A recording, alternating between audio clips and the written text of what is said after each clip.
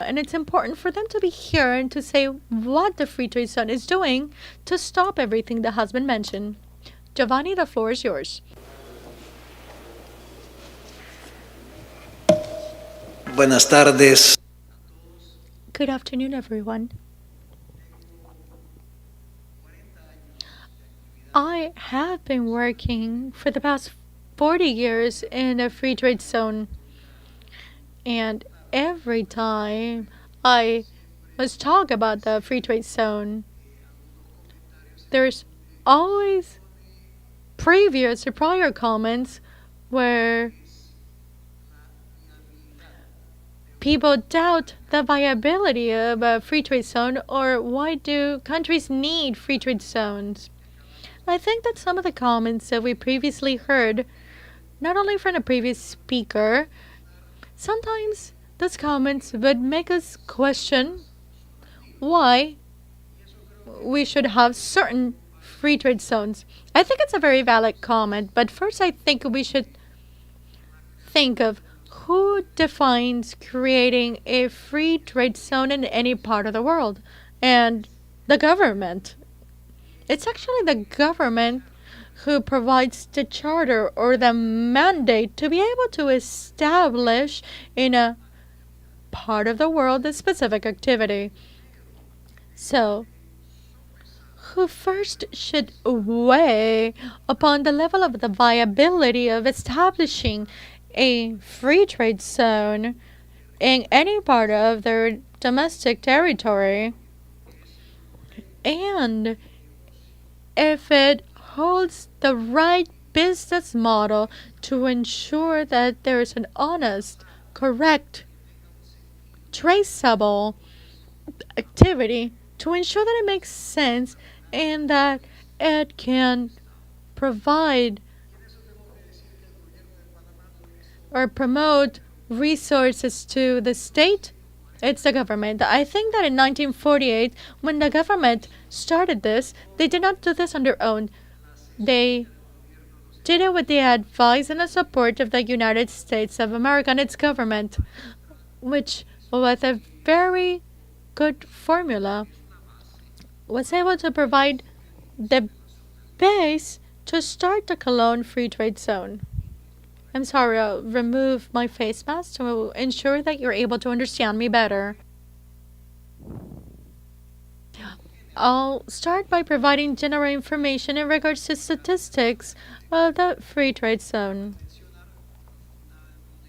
Like I said, it was founded on June 17th of 1948 under the President Enrique Jimenez after the advice of the government of the United States after the local economic crisis after the end of the World War II. So, what were just a few square blocks of land has continued to grow, and now it's over 1,000 hectares of land. Like it was mentioned by our friend Alejo, which makes us the biggest free trade zone in the continent and considered the second largest worldwide. Within the free trade zone, we have over 2,600 companies and organizations with logistics and trade activities. And I think is where I would like to talk about my specific comment in regards to the business model or the logic in regards to the Cologne Free Trade Zone bases itself on its geographical position, being close to the Panama Canal, through which 6% of global trade which transit through the canal, and where we have a transport logistic cluster for multimodal transport, whether it's maritime, air, or even land through Central America. meaning that we have all the features in regards to effective cost of transport and the frequency of transport that is necessary, was able to achieve the greatest benefit, which is to ensure that the product is received in the right amount at the time that is needed and at the right price. And I think that this is the winning formula for any free trade zone. The very distinguished director of Customs of Honduras, he asked this question. I did not raise my hand. I have an outdated number, but I did have an answer. But I understand that in the continent of America, there's over 500 free trade zones. And worldwide, there were over 3,500 at some point. Now I have as a homework to see if those numbers are up to date or not. But it allows us to understand the dimensions of a phenomenon which is quite extensive, not only here in our specific region, but rather worldwide. I'd like to continue with more statistics in regards to the Cologne Free Trade Zone. Today, this activity is able to generate, and even though the pandemic has taken its toll, over 1,500 direct jobs, along with another 25,000 jobs, which are auxiliary positions or indirect jobs, would make 40,000 jobs, which are able to support 100,000 persons, because there's families with several dependents, meaning that we are a very important component of the economy in the city of Cologne. To be able to compare these numbers, the Panama Canal, as I mentioned, is able to move 6% of global trade through it, has 9,000 direct jobs. Re-exporting from the Cologne Free Trade Zone into all the countries in the region during the year of 2020, which was a pretty bad year due to the pandemic, reached a number of $7.9 billion, taking into account that half of the companies had closed down for at least 6 months due to the health emergency and due to the lack of activity within the entire region. These numbers, the 7.9 billion, is made up by many different goods, not only commodities, but also luxury items. Now, after my prologue, I would like to go into the issues of security and risk, which are the main topics for this forum. And I'll be glad to share these points with you. It is not a secret that the Cologne Free Trade Zone has been pointed at as a source of illegal trade, like money laundering and contraband. And I have a different statistics that I'd like to share. We've seen a case of cigarettes. And when we talk about the heading of cigarettes, it's 0.7% of all our re-exportations. So it's not one of the main headings that we work with. As a state agency and the management of the Cologne Free Trade Zone, and I'd like to say that the Cologne Free Trade Zone, it's one of the few zones where the land and its administration are actually public, meaning that its administration has public servants, which is quite different to other countries where free trade zones are private entities that have a charter on behalf of the government to be able to exercise those activities with benefits. However, us as a free trade zone are one of the few that worldwide are 100% public. However, we are aware of the need to be able to coordinate activities where we are able to supervise at a national and international level. I'd like to mention some of the activities that, in accordance to the different risk areas that we have found, and I would like to summarize this into 7 different headings.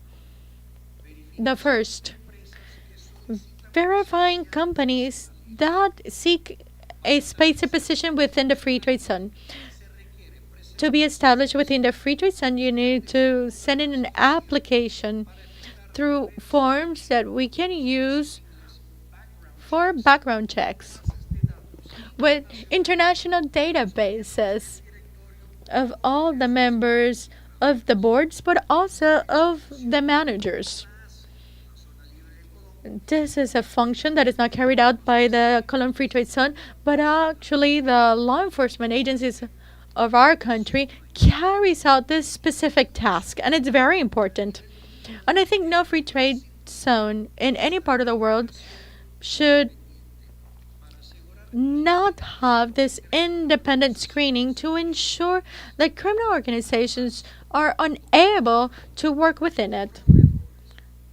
Employees, providers, and vehicles that requires access into our area needs to go through an application process where we're able to provide passes and regulate their transit inside the free trade zone. Second heading, the flow of sensitive products. Within the free trade, we've identified as sensitive cigarettes, liquor, medications, and food. They are all used, ingested, or consumed by humans. So all the companies that decide to trade in these products should apply or need to apply for a special permit for traceability. We've started the new modality of registering all the companies that provide storage and transportation, even though they do not participate in the trade process.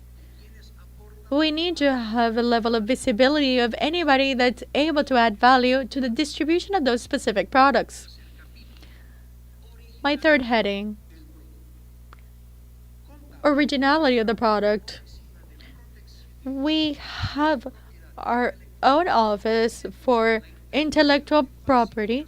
We interdict any forgery and other parallel markets that do not comply with the policies of the owners of the brands, which could be unauthorized trading of merchandise all the way to having the right storage facilities. Number 4, traceability of mobility and transport. Even though we have a robust digital platform, we need to improve identifying the flow of specific mobility. There is data confidentiality that still needs to be solved, but it's a trend that should continue to ensure that we're able to monitor and further risk analysis. We are committed to continue to modify our data management system to ensure that we can include very important points. Number 5, transaction payments. Even though there is the movement of merchandise that do not generate banking transactions within the national banking system, and it's because global companies that manage their sales and handle all of this outside of Panama and outside of the Panama Free Trade Zone. Or maybe the payments are through wires that are received in Panama and they have all their documents that are supported. The Free Trade Zone is quite aware of all the problems of cross-border flows of cash for the specific purchasing and sales within our area. As a matter of fact, I must say that we are pleased to see the presentation that was shared yesterday in regards to digital currency, which would certainly solve all of these issues, where we would facilitate operators where they do not have to travel with cash and do not have to pay high costs for international wires and transfers. While we wait for all of this to become a reality, in regards to local legislation, there's already a draft law at the National Assembly that's able to regulate the procedure of cash flows into the country. Number 6, risk management. The Free Trade Zone and the Custom Authority have a risk analysis management where they're able to focus on specific tasks of intelligence, gathering data, and intervention. This is still in the early stages, but it will be an additional tool for the joint management of the risk amongst both institutions. But just to give you an idea of the magnitude of the work for suspicious activity, in 2020, which was a bad year for the Colombian Free Trade Zone, there was 487,587 transshipment transports and re-exports, almost 500,000 transactions of international trade operations. Seventh point, coordination with government agencies. At the Free Trade Zone, we have identified the potential and close collaboration with the following agencies: Customs Authority, Ministry of Security, the Bank Superintendency, the Superintendency of the DNFBP, FIU, National Police, and Public Ministry. Without this coordination, we would dilute the work of the different agencies that start processes that could take too long, or because they're unable to gather enough information, cannot move forward. Consolidating all 7 areas that I've mentioned together place the Colombian Free Trade Zone in a position of leadership with high standards.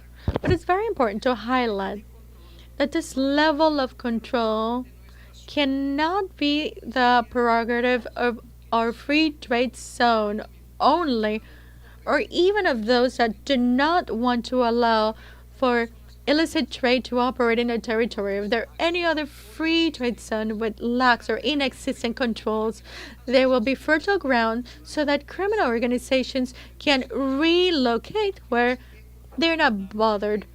If I can follow up on the words of Mr. Piotr, this is a call to ensure that the standard of a regulatory framework for risk management should be a strict compliance of the free trade zones in the regions, but also worldwide. And here I would like to wrap up my presentation. Thank you so much for your time, and I'll be here for any other questions. Thank you.